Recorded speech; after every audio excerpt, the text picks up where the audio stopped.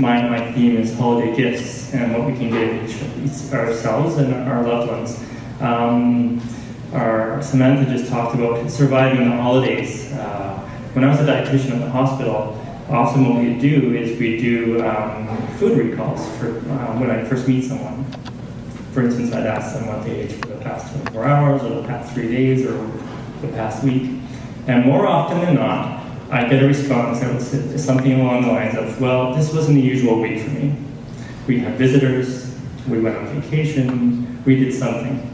And Christmas is no different than that. So I think that it's nice to survive the holidays, but really we're talking about surviving the rest of the year as well. The same techniques and ideas apply. Today I'd like to talk about 3 things. First, I'd like to overview a bit about nutrition. Secondly, I'd like to go over a few recent articles in the literature about healthy lifestyle. And lastly, I'd like to have a bit of dialogue with you about these topics. So firstly, with respect to nutrition, I'd like to overview basic nutrients. There's essentially 6 basic nutrients that we live off of: carbohydrates, fats, and proteins. Those are our macronutrients. And then micronutrients would be vitamins and minerals and water. So that's what we're made of. And when we have too much, we either store it or we get rid of it. And when we don't have enough, we have a deficiency, and that can lead to some problems. Now that's for people that don't have medical issues that would affect metabolism. So we won't get into that. We'll just use the general realm right now. So with respect to weight, Norm brought that up. Obviously, that's from an excess of energy.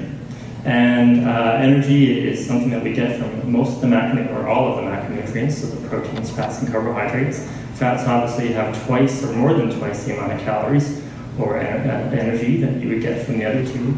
And I often use the analogy of a bathtub being filled with water.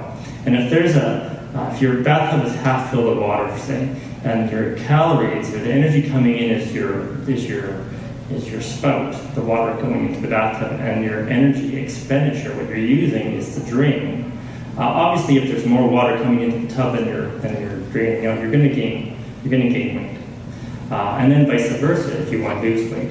And I've often used that general analogy for essentially trying to find some kind of symbiotic relationship between your calories that you get in, your energy, and your weight. However, there's some new literature to talk about the correlation between weight and our morbidity and mortality. And essentially, the 2 articles that I was able to find recently, one was from the Journal of the the Journal of the American Board of Family Medicine, and the second one's from the British Medical Journal, both written in the last couple of years. And the first one talks about healthy lifestyles and morbidity and mortality. And they looked at factors that cause morbidity and mortality with respect to healthy lifestyle. And after adjusting for multivariables such as age, race, gender, education, and marital status, the things that they came up with that reduced morbidity and mortality were 4 things: having 5 or more fruits and vegetables a day, not smoking, having moderate or no alcohol intake, and exercising more than 12 times a month. And I think what that did for me was simplify the nutrition part of things, because Dr. Crittenden and 2 other doctors and myself spent I don't know how many nights talking about the literature and diet and all this kind of stuff, and we still couldn't come to consensus. And I don't think the literature's there either. I don't think you could bring an expert in here right now and tell you exactly what you need to do from a diet standpoint, whether it's paleo diet or whatever. But what the literature does say is that eating 5 or more fruits and vegetables a day, that's your key. Now, what this is saying is it can't just be in isolation. We often talk about diet in isolation of the rest of our lifestyle. And what this is saying is, according to the studies, is that if you can have those 4 aspects in your life, that you're going to do the best you can. And I think this is important because we all have different frames in terms of our physical body frames. And I played rugby for many years, And as you can tell, I'm not a big guy, but there are some other guys that are quite big. And that's okay. They can be healthy. They can be healthy if they're following these things. They can decrease their morbidity and mortality by simply following some basic guidelines. And I think that's extremely important. The second study talked about health and mental well-being. And essentially that study was in Britain. And strangely enough, it came to the same conclusions, that there was a strong correlation between mental well-being and increased fruits and vegetable intake, not smoking, moderating your alcohol intake, and being active. And so this, I think, is common amongst the literature, the current literature that's coming out. We've all been through the literature just after the turn of the century, and even before then, about weight, about cholesterol. I remember seeing an orange juice carton in the superstore. I think it was the late 90s, that said cholesterol free. Why would there be cholesterol in orange juice? I don't know. But this was what was part of the slogan. This was part of the advertising there. So I guess my thought is, well, how do we, if these ideas are so simple, and I can't say that any of you think this is a surprise, having fruits and vegetables, being active, not smoking, moderating alcohol intake, then why isn't it happening?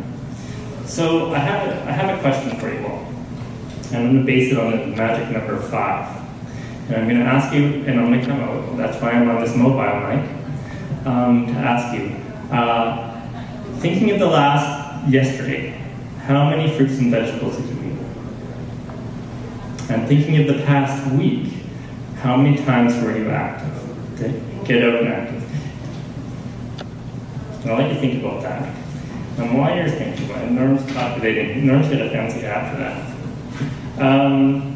We had a guest speaker come in through town, Dr. Bob Salas. He's the head of exercise medicine for the States. And he simply talked about exercise being a vital sign. So I'll let Dr. Roger Crittenden talk about vital signs, but as part of that would be blood pressure and maybe blood sugars and things. But he said we have to start taking exercise as a vital sign. And he said exercising 5 times a week with moderate, intense activity is extremely important, and itself can be stronger than any medication for treatment of some conditions and/or initial treatment of some conditions. If some, for instance, anxiety, depression, diabetes, etc., etc. And moderate intense activity is described as causing adults to sweat a little and breathe harder. It's possible to have a conversation in short sentences. Examples would be brisk walking and bike riding. And I think that's important because we often talk about exercise and we never really look at measuring it. We might take the dog for a walk around the street. But are you going at a pace that you're causing yourself to breathe a bit harder and maybe break a sweat? So so when I ask you, if I'm going to come out and ask you if you did activity, I'd like that to be a measure. Was it moderate activity? Norm, can I start with you? Sure. All right. So yesterday, in terms of fruits and